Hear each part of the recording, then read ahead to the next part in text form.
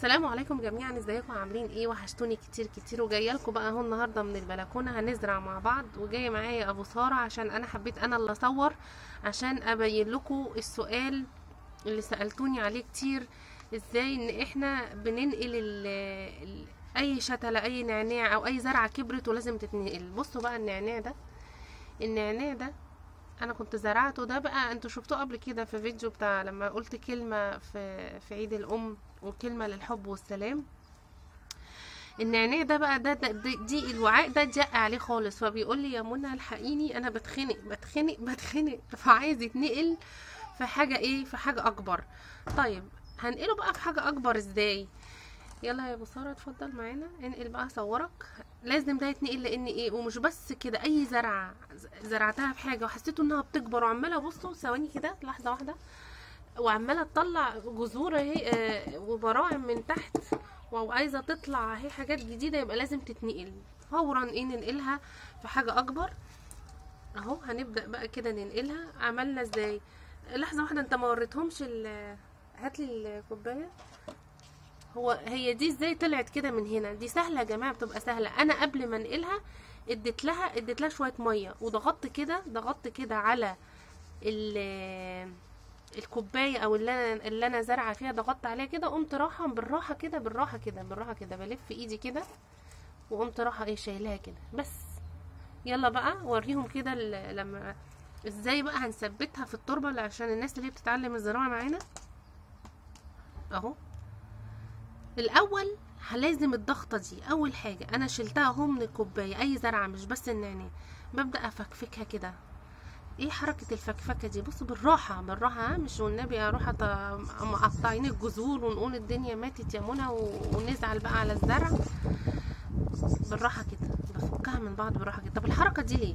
الحركه دي علشان هي الجذور اللي سبحان الله ربنا مطلعها فيها تمتزج مع التربه وتطلع زرعة تاني وتعيش وتكبر بقى وتترعرع عشان تمتزج مع التربة الجديدة الأم. بس ادي دي واحدة فكيناها تلات أجزاء اهو. الفيديو ده مهم جدا على فكرة، اللي عايز يتعلم الزراعة ده يمشي على أي زرعة. فككتها اهو 3 أجزاء وهيردم عليها، فهتلاقي حفرة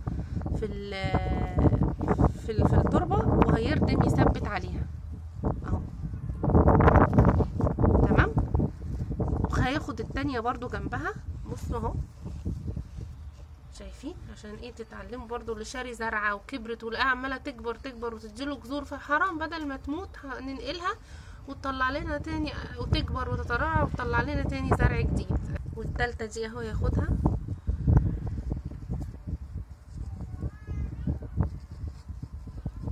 يعني حفرة بسيطة كده، مش عميقه قوي جوه التربه يعني، بس اوعى الجذور تبقى باينه من بره، لان لو جه عليها ضوء شمس او كده تتحرق. فاتاكد ان غطيت كل جذورها جوه حفره في التربه. تمام، وعشان ما تموتش بس.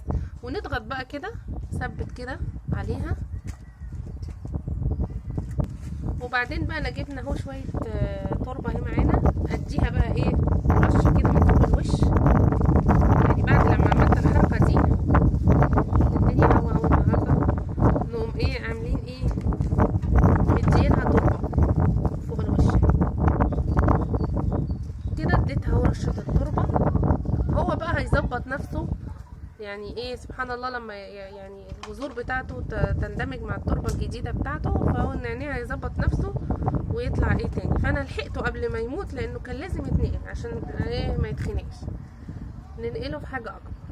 واديكوا اتعلمتوا كده اهي طريقه بتاعته. طيب انا هعمل هنا دلوقتي، هسيبها كده ناشفه، ده هي ناشفه كده يعني ما كانتش مسقيه، لكن اللي تحت اللي انا حطيت فيها كانت ايه مسقيه، كانت رطبه. هسقيه بقى تاني دلوقتي هسقيه تاني. هيبدا يسقيه كده اهو بالشكل ده كده. وانتوا بتسقوا حاولوا تعملوا كده بحيث ما تنزلش الميه في حته واحده. يعني اللي ما عندوش الرشاش اللي بخروم او اللي زي ده يعمل كده، او لو حتى بكوبايه ما تصعبوش على نفسكم، بس يحاول يحرك كده هو الميه في جميع الاتجاهات هو بيسقي عشان ما تنزلش في منطقه واحده، في حته واحده من التربه. بس خلاص كده ادي سقيناه زي الفل، اتنقل. انقذنا حياه النعناع علشان الواحد ما يحسش بالذنب تجاه